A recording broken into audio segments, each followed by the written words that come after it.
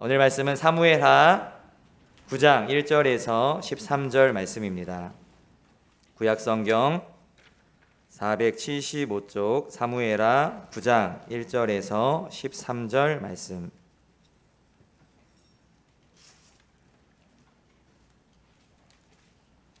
제가 한 절, 성도님들이 한 절 교독하도록 하겠습니다. 다윗이 이르되 사울의 집에 아직도 남은 사람이 있느냐? 내가 요나단으로 말미암아 그 사람에게 은총을 베풀리라 하니라.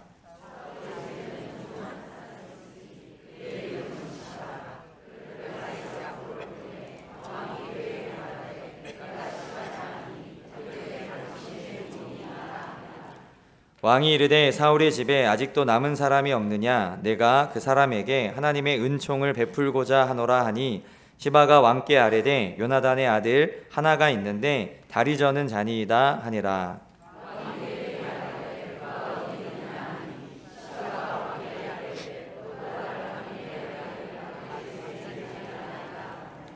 다윗 왕이 사람을 보내어 로드발 암미엘의 아들 마길의 집에서 그를 데려오니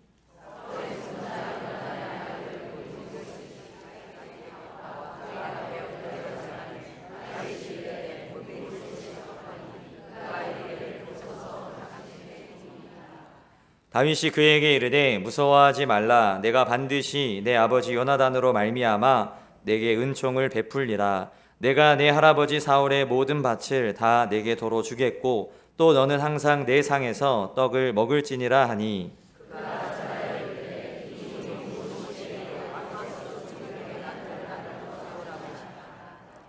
왕이 사울의 시종 시바를 불러 그에게 이르되 사울과 그의 온 집에 속한 것은 내가 다 내 주인의 아들에게 주었노니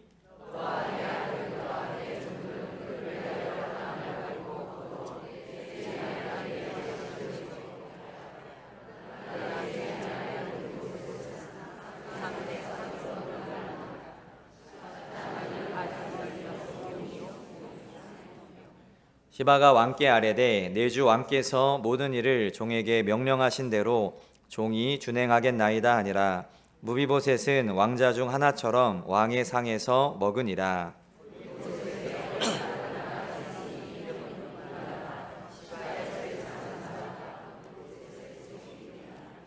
우리 13절 같이 읽겠습니다. 무비보셋이 항상 왕의 상에서 먹음으로 예루살렘에 사니라. 그는 두 발을 다 절더라. 아멘. 사울과 그의 아들들이 블레셋과의 길보아 전투에서 죽은 후 다윗은 헤브론이라는 곳에서 유다 족속의 왕으로 7년 6개월을 통치하게 됩니다. 그러니까 유다 족속만의 이제 왕으로 등극을 하게 된 것이죠. 그리고 그 사울의 아들 이스보셋이 죽고 이스라엘의 모든 지파의 요구로 인해 온 이스라엘의 왕으로 통일 이스라엘의 왕으로 세워지게 됩니다. 다윗은 이스라엘의 왕이 되고 나서 나라를 대내외적으로 안정시키는 데 주력합니다. 먼저는 하나님의 궤를 다윗성 예루살렘 성으로 가져오게 하여 하나님이 통치하시고 이끄시는 나라라는 것을 이스라엘 백성들에게 알게 합니다. 그 블레셋 및 주변 나라의 정복 전쟁을 통해 이스라엘을 함부로 침략하지 못하게 만들고 외교적으로 나라를 안정시킵니다. 그리고 대내적인 행정 조직의 정비를 통하여서 이스라엘 왕국의 기반과 기틀을 튼튼히 합니다. 그렇게 나라의 안정을 위해 노력한 후 이제 어느 정도 나라가 안정되었을 때 다윗은 갑자기 사울의 집 자손 중에 살아있는 자가 있는지 찾아보게 됩니다. 이는 요나단이 살아있었을 때 그와 한 약속을 지키고자 한 것입니다. 사실 약속은 했지만 굳이 지금 이 시점에서 그 약속을 지킬 필요는 없었습니다. 이제 막 나라가 안정되었고 그리고 전 왕이었던 사울 왕가의 흔적을 이제 깨끗하게 지운 상태였습니다. 조금 더 안정시키고 자신의 왕권을 더욱더 확고히 해야 될 때입니다. 그리고 난 후에 그 약속을 지켜도 늦지 않습니다.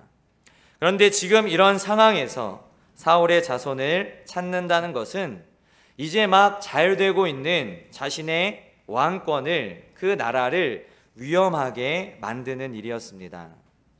사실 역사를 살펴보면 새로운 왕, 새로운 왕조가 세워지게 되면 그 전에 권력을 가지고 있었던 사람들, 또 전 왕의 가문 사람들은 거의 다 죽임을 당했습니다. 숙청의 대상이었습니다. 왜냐하면 새로운 왕권에 대한 불안 요소이고 위험 요소였기 때문에 아예 그 싹을 잘라서 자신의 왕권을 튼튼히 하였습니다. 이것이 역사가 보여주는 모습입니다. 하지만 다윗은 요나단과의 약속을 더 중요하게 생각하였고, 이제 나라가 어느 정도 평안과 안정을 찾자 그 약속을 지키고자 하였습니다. 그래서 1절 말씀을 보면 다윗은 요나단으로 말미암아 그 사람에게 은총을 베풀리라 하니라 라고 이야기합니다. 다윗이 요나단과의 약속을 이행하려 한다는 것을 이 말씀을 통해 알 수가 있습니다. 그런데 여기 1절에 은총이란 단어는 히브리어 원어로 헤세드라는 단어입니다. 이 헤세드라는 단어는 언약 관계에서 보여줄 수 있는 사랑, 약속 위에서, 언약 위에서 맺어진 서로에 대한 책임을 신실히 행한다는 뜻을 가지고 있습니다. 그렇기 때문에 다윗이 단순히 요나단을 동정하는 마음에서, 요나단을 불쌍하게 여기는 마음에서 사울의 집안의 남은 자에게 은총을 베풀겠다고 한 것이 아닙니다. 요나단과의 언약의 근거에서 그 집에 다윗의 인자함을 영원히 베풀어야 하는 자신의 의무, 자신이 마땅히 해야 될 일이었기 때문에 그 일을 하고자 한 것입니다. 그때 사울의 집에 종으로 있던 한 사람, 시바라는 사람이 다윗에게 요나단의 아들이 살아있다라고 이야기합니다. 그 요나단의 아들은 바로 무비보셋이었습니다. 다윗은 사울의 집에 종이었던 시바에게 그가 어디 있는지를 물어보게 되고, 그를 요단 동편에 있는 로드발 암미엘의 아들 마길의 집에서 예루살렘 성으로 데려오도록 합니다. 그리고 그에게 은혜를 베풀어 할아버지 사울왕 때의 재산을 찾아 회복시켜 주었고, 예루살렘 성에서 살게 하였으며 다윗 왕과 같은 상에서, 같은 식탁에서 식사를 할 수 있게 하였습니다. 이렇게 해서 다윗은 요나단과의 언약을 지키게 됩니다. 이 이야기는 약속을 신실히 지킨 다윗, 변함없는 우정을 이어간 다윗, 그리고 원수의 후손에게조차 자비를 베푸는 다윗의 인자함, 후덕함을 보여주기 위한 것입니다. 그러한 의도로 쓰여진 것이기도 합니다. 그런데 저는 오늘 이 본문을 읽으면서 다윗보다는 무비보셋이라는 사람에게 더 마음이 갔습니다. 제가 말씀을 준비하기 위해서 어떠한 성경 말씀으로 오늘 주일 예배를 준비해야 되는가 고민하며 기도하며 성경을 폈을 때 우연히 이 사무엘하 9장 이 있는 이 성경 구절을 피게 되었습니다. 그래서 그냥 쭉 읽었는데 읽다 보니까 무비보셋이라는 사람에 대해서 생각하게 되었고, 그 무비보셋의 삶에 대해서 어떠한 삶을 살았을까라는 생각을 해보게 되었습니다. 성경에서 무비보셋에 대해 많이 또 자세히는 나오지 않지만 일부분의 내용을 통해 그를 알 수 있습니다. 먼저 역대상 8장 33절에서 34절을 보면 그의 이름이 원래는 무비보셋이 아니었음을 알 수 있습니다. 우리 함께 읽어보도록 하겠습니다. 넬은 기스를 낳고 기스는 사울을 낳고 사울은 요나단과 말기수아와 아비나답과 에스바알을 낳았으며 요나단의 아들은 무립바알이라 무립바알은 미가를 낳았고, 이 말씀을 보면 그의 이름은 원래 무립바알이었습니다. 무립바알의 뜻은 바알에게 대적하는, 바알과 다투는 이라는 뜻입니다. 아버지 요나단의 신앙이 반영된 이름이었습니다. 그 아들을 지을 때, 요나단이 자기 아들에게 그 이름을 지어줄 때에 바알과 다툴 수 있는, 바울과 싸워 이길 수 있는 그러한 믿음, 하나님에 대한 온전한 믿음을 가지고 살아라 라는 의미에서 그렇게 이름을 지어준 것입니다. 그런데 바알이라는 이름이 들어가 있기 때문에 그것이 좀 부담이 되고 싫어서 이와 비슷한 뜻을 가지고 있는 바알의 추방자라는 뜻을 가지고 있는 무이보셋이라는 이름으로 바꾸게 됩니다. 그리고 그에게는 미가라는 아들이 있었습니다. 아들이 있는 것으로 보아 결혼을 한 것으로 보입니다. 아내의 이름은 나오지 않지만 그 아들의 존재를 통해서 가정을 가졌고 그리고 그 가정을 통해서 아들이 있었음을 우리는 볼 수가 있습니다. 또 무비보셋에 관해서 사무엘하 4장 4절 말씀을 보면 알 수가 있는데 우리 함께 읽어보도록 하겠습니다. 사울의 아들 요나단에게 다리 저는 아들 하나가 있었으니 이름은 무비보셋이라. 전에 사울과 요나단이 죽은 소식이 이스라엘에서 올 때에 그의 나이가 5살이었는데 그 유모가 안고 도망할 때 급히 도망하다가 아이가 떨어져 절개되었더라. 또 오늘 본문인 사무엘하 9장 12절 13절 말씀을 보면 다시 한번 함께 읽어볼까요? 무비보셋에게 어린 아들 하나가 있으니 이름은 미가더라. 지바의 집에 사는 자마다 무비보셋의 종이 되니라. 무비보셋이 항상 왕의 상에서 먹음으로 예루살렘에 사니라. 그는 두 발을 다 절더라 라고 기록하고 있습니다. 그의 나이 5살 때에 어린 나이죠. 그 어린 나이에 아버지 요나단과 할아버지 사울 왕은 블레셋과의 길보아산 전투에서 그만 목숨을 잃게 됩니다. 왕의 후손으로 많은 것을 가졌었고 누리고 있다가 한순간에 그만 그 집안이 멸망의 위기에 처하게 된 것입니다. 순식간에 가장 위의 자리에 있다가 가장 아랫자리로 낮은 자리로 떨어지게 되었습니다. 거기다가 그 소식을 듣게 된 비보를 듣게 된 그의 유모는 상황이 안 좋게 되어가는 것을 보고 그를 안고 도망을 갑니다. 그런데 아이를 잘 안고 도망갔으면 괜찮은데 너무나 급한 마음에 아이를 안고 뛰다가 그만 놓쳐서 떨어뜨리게 됩니다. 떨어지면서 두 다리를 다치게 되었고 치료해도 나을 수 없는 상처를 입게 되어서 평생을 두 다리를 절뚝거리며 걸어야 하는 그러한 장애를 가지게 되었습니다. 이것이 오늘 다윗 앞에 나타난 무비보셋에 대해서 알 수 있는 내용입니다. 다윗을 만나기 전 그의 삶은 한마디로 비참하고 소망 없는 삶이었습니다.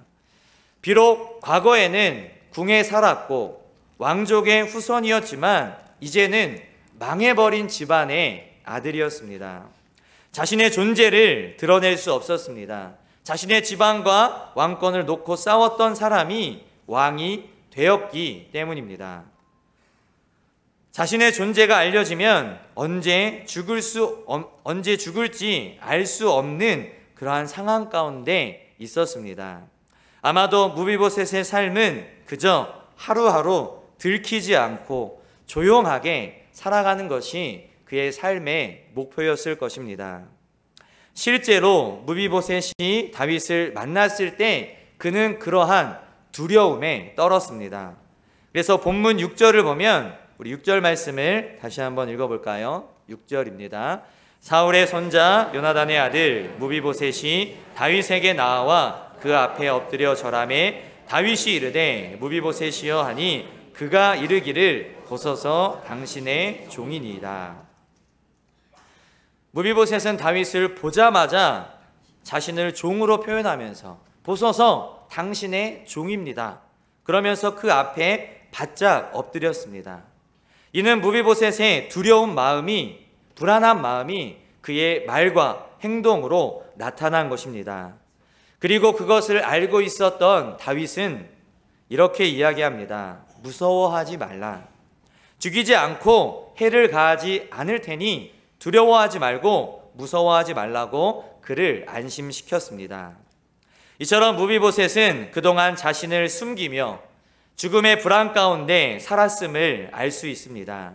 그래서 요단 동쪽, 성경에 나오는 로드발 암미엘의 아들 마길은 이제 므낫세 반지파에 속해 있는 사람입니다. 므낫세 반지파가 이제 그 가나안 땅으로 들어갈 때 요단 동편을 유업으로 받았죠. 그래서 요단 동쪽에 이 무비보셋이 살고 있었는데, 그래서 예루살렘에서 가능한 멀리 피신하여서 요단 동쪽에 숨어 살고 있었습니다. 사람들을 함부로 만날 수 없었습니다. 가진 것도 없었기에 이 마길의 도움과 보호가 없이는 살 수가 없었습니다. 외로운 삶이었습니다. 어찌어찌 결혼하여 아들을 두고 있었지만 찾아오는 사람도 그리고 찾아갈 사람도 없었습니다. 불안 속에서 하루를 살아가는 것이 힘들었습니다. 거기다가 두 다리를 절어야 하는 어려움을 가지고 있었습니다. 그 당시 고대 근동 문화권에서 그러한 육체적 결함, 장애를 가지고 있다는 것은 하나님의 은총에서 제외된 그러한 사람이었고, 또한 사람들에게 은혜를 입기도 부적합한 사람으로 취급되었습니다. 자신이 원해서 장애를 입은 것도 아니었는데 그 장애로 말미암아 힘들고 하루하루 살기도 너무나도 어려운데, 그 장애를 가진 것으로 인하여서 저 사람은 하나님의 이 은혜를 받을 수 없는 사람, 저주받은 사람, 사람들에게서조차도 은혜를 입을 수 없는 사람이라는 그러한 인식이 있었습니다. 거기다 사울의 가문이었기 때문에 사울의 범죄로 인하여서 그 자손들이 저주를 받는 것이라는 사람들의 생각이 있었습니다. 자신이 사울 왕의 자손이라는 것이 알려지게 되면 사람들의 수군거림과 손가락질을 받아야 하는 것을 무비보셋도 너무나 잘 알고 있었습니다. 그렇기 때문에 무비보셋은 사람들을 마음껏 만날 수도 사귈 수도 없었습니다. 자신의 존재를 숨겨야 했습니다. 없는 사람처럼 살아야 했습니다.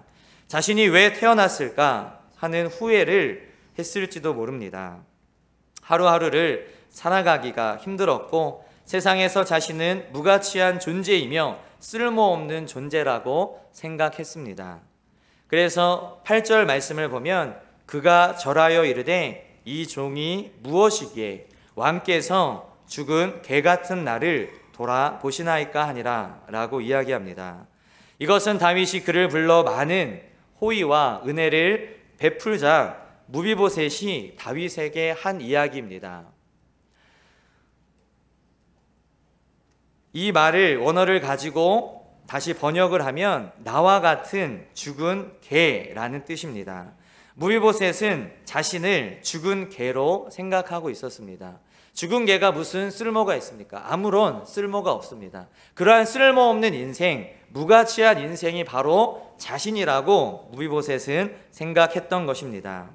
두 다리를 쓰지 못하는 육체적 결함을 가지고 있었고 다윗을 위협하고 죽이려 했던 사울 왕의 후손으로 이미 숙청의 대상이었던 자신을 그렇게 표현하였습니다.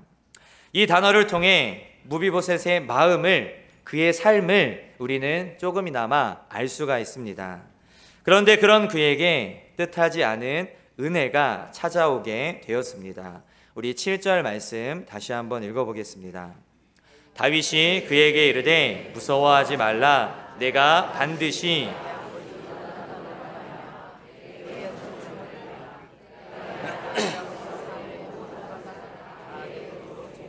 또 너는 항상 내 상에서 떡을 먹을지니라 하니. 이것은 엄청난 은혜이며 혜택이었습니다. 또한 한순간에 그의 인생이 바뀌는 것이었습니다. 요단 동편에 숨어 살던 사람이 그 당시 이스라엘의 중심이었던 예루살렘 성으로 오게 됩니다. 또 가진 게 아무것도 없었던 빈 털털이었던, 그래서 마길에게 의지하면서 살 수밖에 없었던 그 사람이 한 번에 많은 재산이 생기게 되었습니다. 그리고 다윗 왕과 같이 매일 매 식사 때마다 같은 상에서 식사를 할 수 있다는 것은 굉장한 영광이었습니다. 그 당시 다윗 왕과 같은 상에서 밥을 먹는다는 것은 왕의 가족의 일원처럼 친근하게 대하겠다는 의미였습니다. 그래서 11절 말씀을 보면 무비보셋은 왕자 중 하나처럼 왕의 상에서 먹으니라. 이 무비보셋이 다윗 왕의 아들과 같이 그 아들이 되어서 식사를 할 수 있다는 것, 그 왕족의 일원처럼 친근하게 가족처럼 여겼다라는 의미입니다. 그리고 더 넓게는 나라의 일에 직접적으로 참여할 수 있는 자격을 부여한 것이라고도 할 수 있습니다. 왜냐하면 그 당시 왕의 식탁은 중요한 정치 현안들이 긴밀히 논의되는 장소였기 때문입니다. 오늘날에도 대통령을 보면 이제 각 당의 대표들과 어떠한 이제 정치적인 중요한 이야기들을 할 때 오찬을 하죠. 그래서 그 식사 자리를 통해서 이제 식사할 때는 아무래도 분위기가 편안하니까 그 편안한 분위기에서 이제 부드럽게 정치적인 그 현안들에 대해서 이제 중요한 문제들에 대해서 이제 자유롭게 이야기하는 것을 볼 수가 있습니다. 또 다른 나라의 대통령이 오면 그 정상회담 때도 꼭 하는 것이 같이 식사를 하는 겁니다. 그래서 같이 식사를 하면서 이제 그 나라 대 나라의 일들을 편안하게 이야기하는 모습을 보게 됩니다. 이런 것처럼 왕의 상에서 같이 식사를 할 수 있다는 것은 그 나라의 일에 관여할 수 있는 힘, 그러한 권능을 부여받았다라는 의미입니다. 한마디로 인생 역전이었습니다. 한순간에 그의 삶이 바뀌게 되었고 모든 것이 변하게 되었습니다. 생각지도 못했던, 받을 수 없었던, 받을 거라고는 전혀 예상치 못했던 너무나도 큰 은혜가 그 무비보셋의 소망 없고 절망적인 삶에, 외롭고 힘들었던 삶에 찾아오게 되었습니다. 그렇게 큰 은혜를 입은 무비보셋은 다윗을 충성스럽게 따르고 섬기게 됩니다. 압살롬의 반역 때 다윗을 따라가지 않아 오해를 받았지만 다윗이 돌아올 때까지 옷을 빨지 않고 수염을 깎지 않고 기다림으로 인해서 그의 변하지 않는 마음을 보여주었습니다. 무비보셋은 은혜 받은 자의 전형적 모델입니다. 그는 다윗으로부터 은혜 받을 만한 것이 아무것도 없었지만 무비보셋이라는 사람은 다윗에게로부터 은혜 받을 것이 전혀 없었습니다. 공로가 없었습니다. 그런데 그의 아버지 요나단의 공로로 누구보다 다윗 왕의 은혜를 많이 받게 되었습니다. 우리도 마찬가지입니다. 무비보셋과 같이 죽을 수밖에 없고 아무런 소망 없는 삶이었습니다. 즐거움보다는 괴로움이, 희망보다는 절망이 더 많은 삶이었습니다. 무비보셋처럼 꼭 육체적인 결함은 아니더라도 누구나 영적인 결함, 심적인 결함을 가지고 있습니다. 저와 여러분도 마찬가지입니다. 그러한 결함들을 하나씩은 다 가지고 있습니다. 살아가면서 사람들에게 받았던 상처와 아픔이 있습니다. 살아가면서 겪게 되는 괴로운, 힘든 일들이 있습니다. 원하지 않는데 그러한 일들이 자꾸 계속해서 생기게 됩니다. 누구나 다 그러한 어려움이 있습니다. 세상 사람들을 보게 되면 누구나가 다 부러워하는 사람들도 그러한 어려움들을 다 하나씩 가지고 있는 것을 보게 됩니다. 사람들이 부러워하는 부자도, 연예인들도, 그러한 사람들도 어려움이 있어서 그 삶 가운데 고통이 있어서 힘들어하고 낭망하는 모습을 보게 됩니다. 그러한 우리의 삶에 하나님은 예수 그리스도를 보내주셨습니다. 그리고 우리의 죄를 위해 십자가에서 죽으시고 부활하심으로 우리에게 소망의 은혜, 생명의 은혜를 주셨습니다. 받을 수 없는 은혜입니다. 생각지 못한 은혜입니다. 하나님은 죽은 개와 같은 무가치하고 쓸모없는 우리들을 사랑하셨습니다. 나를 사랑해 주셨습니다. 그래서 받을 수 없는 은혜를 우리에게 주셨습니다. 지금도 여전히 삶을 살아가는 것이 힘들고 어려울 때가 있습니다. 믿음으로 살아내는 것이 힘들 때가 있습니다. 여러 가지 일들로, 여러 가지 상황으로, 자녀로, 또 가정의 문제로, 또 사업으로, 직장으로 누구에게 쉽게 말하지 못하는 그러한 일들로 인해서 하루하루 사는 것이 힘들고 어려울 때가 있습니다. 쓰러지고 넘어지고 때로는 포기하고 싶을 때도 있습니다.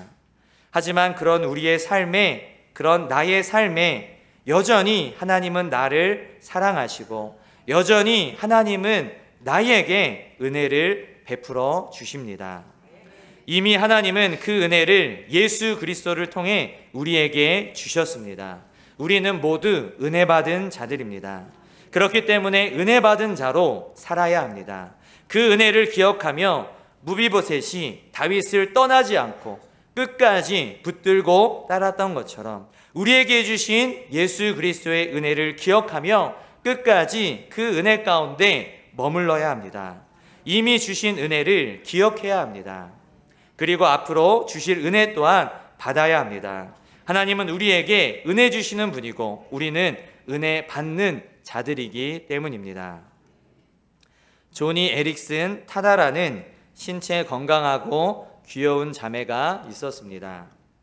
그 자매는 승마와 수영을 즐기며 지극히 평범하고 행복한 삶을 살고 있었습니다. 그런데 어느 날 큰 불행이 그 자매를 덮쳤습니다.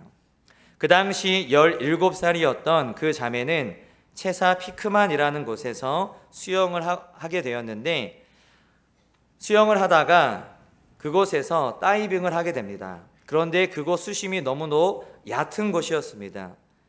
그것을 전혀 모르고 힘차게 다이빙을 한 그 자매는 그만 땅 바닥에 있던 바위에 머리가 부딪히게 되고 그 부딪힘으로 인하여서 목뼈가 부러지는 심각한 중상을 입게 되었습니다. 그로 인해 어깨뼈 이하의 신체를 전혀 쓸 수 없는 심각한 장애를 가지게 됩니다. 밥도 먹여주어야 하고 몸도 누군가가 씻겨주어야 하며 대소변도 누군가가 치워주어야 하루하루를 겨우 살아갈 수 있는 비참한 인생이 될 줄은 꿈에도 상상하지 못했습니다. 그 자매는 하루아침에 침대 위에 누워서 아무것도 할 수 없는 그러한 중증 신체 마비 환자가 되고 말았습니다. 10대의 어린 나이에 17살에 그러한 충격을 받았으니 그 마음은 온갖 고통과 아픔과 절망으로 가득 찰 수밖에 없었습니다. 그래서 그 자매는 너무도 괴롭고 힘들어서 죽으려고 여러 번 자살을 생각하기도 했습니다. 하나님에 대해서 들었을 때에도 그녀는 하나님이 계시면 어떻게 이럴 수 있느냐? 하나님이 계신데 어떻게 나에게 이러한 삶을 줄 수가 있느냐? 이러한 고통과 이러한 절망, 이러한 아픔을 줄 수가 있느냐라고 생각하며 3년 동안을 하나님께 반항하였습니다. 그러다 어느 날 친구를 통해 예수님도 자신과 똑같은 괴로움을 당하셨다는 것을 알게 됩니다. 예수님께서 채찍에 맞으시고 십자가에서 죽으실 때의 괴로움이 자신과 똑같은 괴로움이었고 나의 죄 때문에 십자가에서 온몸이 마비되는 고통을 겪었다는 사실, 나와 같이 그 몸이 마비되는 고통을 겪었다라는 사실을 생각하니 예수님의 사랑이, 그 예수님의 은혜가 그녀에게 다가왔습니다. 그 예수님의 사랑으로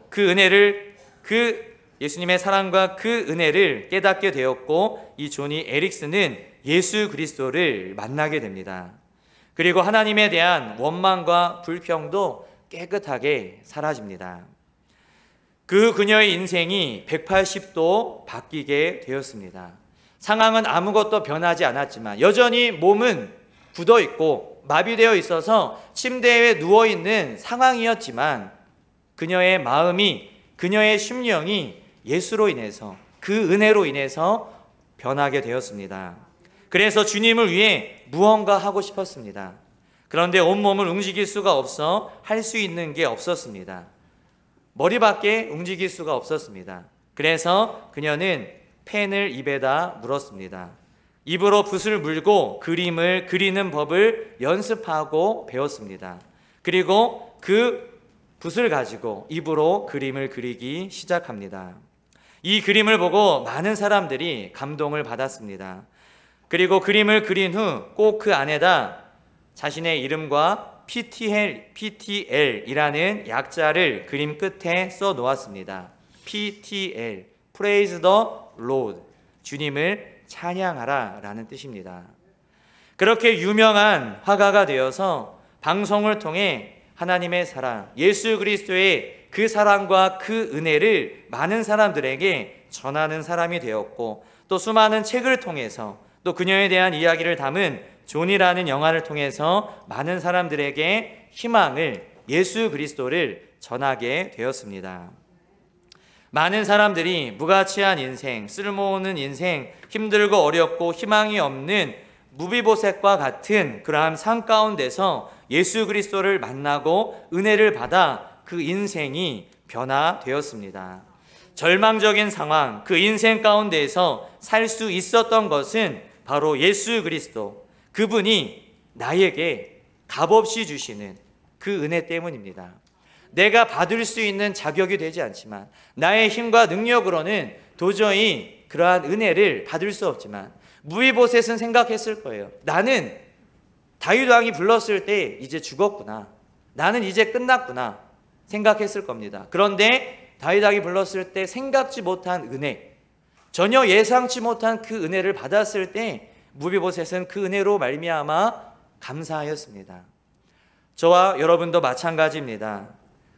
내가 받을 수 없는 그 은혜, 그런데 값없이 주셨습니다. 그 은혜 때문에 우리는 살 수 있고 하루하루를 살아낼 수 있는 힘과 능력을 얻을 수 있게 되었습니다.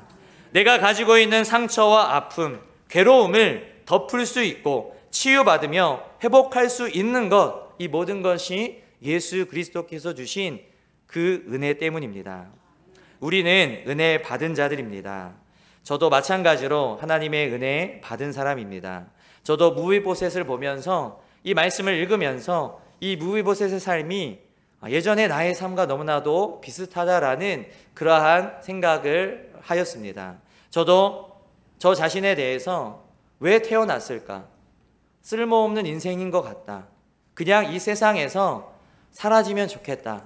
그래서 저도 자살을 생각했던 때가 여러 번 있었습니다. 그런데 예수님의 사랑을 알게 되니까, 예수 그리스도를 만나니까, 내가 알지 못했던 때, 내가 하나님 앞에 반항하고 세상으로 나아가서 죄를 지었을 때에도 하나님은 여전히 나를 사랑하고 계셨고 그 사랑을 보여주셨다라는 것을 깨닫게 되니까, 그 은혜가 너무 감사해서, 너무 고마워서 지금 이 자리까지 올 수가 있었습니다. 우리는 모두 은혜 받은 자들입니다. 그 은혜를 기억하시기 바랍니다. 그리고 그 은혜를 날마다 구하시기를 바랍니다. 한량없이 주시는 그 은혜를 받아 누리는 저와 여러분들이 될 수 있기를 바랍니다. 그 은혜로 인하여서 지금 힘들고 어려운 상황 가운데 있는 사람이 있다면, 하루하루 살아가기가, 하루하루 버텨내기가 너무나도 힘든, 앞이 보이지 않는 절망 가운데, 앞이 보이지 않는 어둠 가운데 있는 그러한 사람들이 있다면, 오늘 이 말씀을 기억하시면서 나에게 주신 은혜를 다시 한번 기억하고, 나에게 주신 은혜를 다시 한번 깨닫고, 앞으로도 주실 그 하나님의 은혜를 기대하면서 그 은혜로 인하여서 살아갈 수 있는 힘을 얻고 능력을 얻을 수 있는 우리 모두가 될 수 있기를 간절히 소망합니다.